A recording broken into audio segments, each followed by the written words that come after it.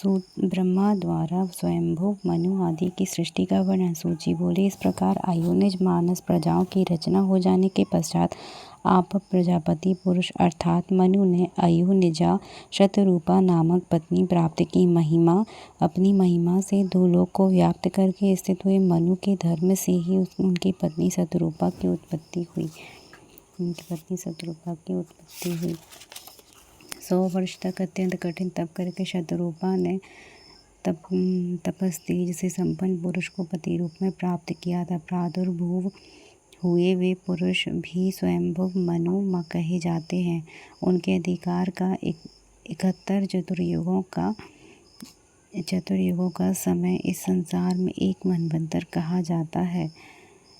उन वैराज पुरुष के अपने ही अंश के द्वारा वीरा शतरूपा उत्पन्न हुई और उस वीरा शतरूपा से स्वयंभुव मनु ने प्रियव्रत और उत्तानपाद नामक 2 पुत्र उत्पन्न किए। उनकी एक कन्या उत्पन्न हुई जिसका नाम काम्या था।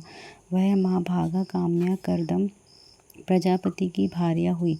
काम्या के सम्राट साक्षी और अबिट प्रभु नामक 3 पुत्र हुए। प्रभु उत्तानपाद ने इंद्र के समान अनेक पुत्रों को उत्पन्न किया और आत्माराम परम तेजस्वी ध्रुव नामक एक अन्य पुत्र को उत्पन्न किया। सुंदर कटी वाली धर्मकन्या सुनीति नाम से प्रसिद्ध थी। वही धर्मकन्या सुनीति ध्रुव की माता थी। उस बालक ध्रुव ने अविनाशी स्थान प्राप्त करने की इच्छा से दिव्य 3000 वर्ष पर्यंत वन में कठोर तप किया। प्रजापति प्रभु ब्रह्मा जी ने प्रसन्न होकर सप्तर्षियों के सम्मुख उसे अपने ही समान अचल स्थान दिया। उस ध्रुव से पुष्टि तथा धन्या नामक 2 पुत्र उत्पन्न हुए।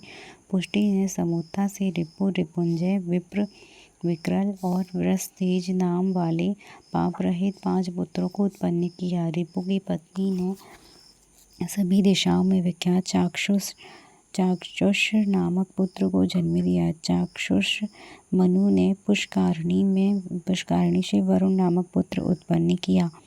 हे मुनिश्रेष्ठ, मनु से प्रजापति वैराज की कन्या नडवला के गर्भ से 10 तेजस्वी पुत्र उत्पन्न हुए। उन पुत्रों के नाम पुरु, मास, सतगुम्न, तपस्वी, सत्यव्रत, कवि, अग्निष्टोम, अतिकाल, अतिमन्यु एवं सुयश है।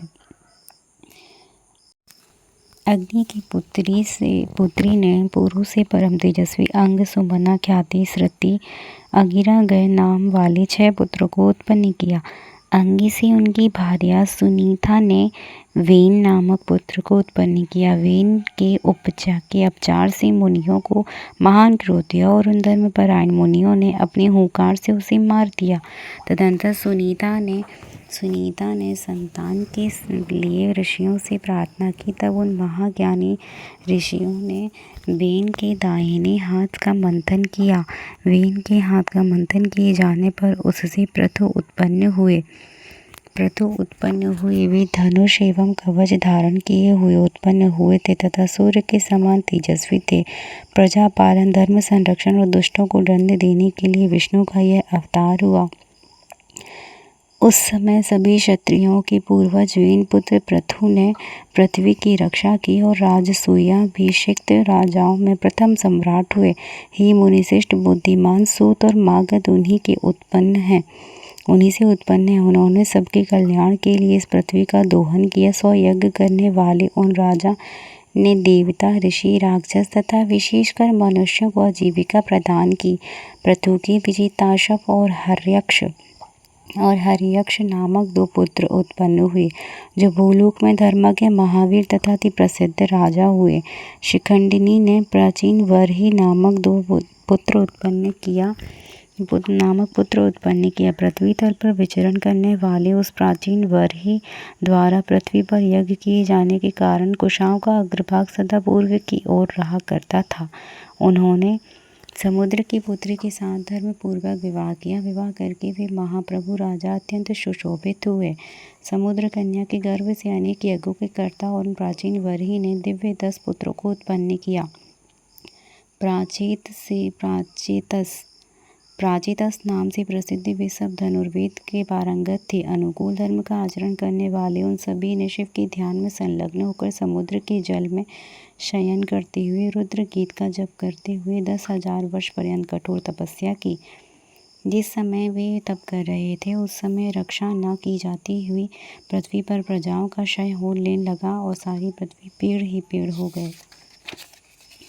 हे मुनि श्रेष्ठ, तपस्या से वर प्राप्त कर जब वे लौटे तो उन वृक्षों को देखकर उन्होंने बड़ा क्रोध उत्पन्न किया। उस सामर्थ्य तपस्वियों ने उन्हें जला देने का विचार किया। उस प्राचेतसों ने अपने मुखों से अग्नि तथा वायु को उत्पन्न किया। वायु ने उन वृक्षों को उखाड़ डाला और अग्नि से भस्म कर दिया। तब वृक्षों का क्षय देखकर कुछ ही वृक्षों के शेष रह जाने पर प्रतापी राजा चंद्रमा उनके समीप जाकर कहने लगे, बोले, हे प्राचीन वरही के पुत्र राजाओं, आप लोग अपने क्रोध को शांत कीजिए, वृक्षों को इस सुंदर कन्या को स्वीकार कीजिए। भविष्य को जानने वाले मैंने गर्भ में इसका पोषण किया है, अतः ही महाभाव हो, सोमवंश को बढ़ाने वाली इस कन्या को आप लोग भार्या रूप से स्वीकार कीजिए। विद्वान सृष्टिकर्ता महातेजस्वी पुरातन ब्रह्मपुत्र दक्ष नामक प्रजापति इसके गर्भ से उत्पन्न होंगे। ब्रह्मतेज से संपन्न वे राजा प्रजापति दक्ष आप लोगों के आधे तेज से मेरे तेज से प्रजाओं की वृद्धि करेंगे। तब सोम के वचन से प्रचेताओं वृक्षों से उत्पन्न उस मनोहर कन्या को प्रेम के साथ धर्मपूर्वक भार्या रूप में ग्रहण किया। हे मुनि, उन प्रचेताओं से उनके गर्भ से दक्ष नामक प्रजापति उत्पन्न हुए। परम तेज वाले वे सोम के अंश उत्पन्न हुए थे। तब दक्ष ने मन में अचर और चर 2 पैर वाले एवं 4 पैर वाले जीवों का सृजन करके मैथुनी सृष्टि प्रारंभ की।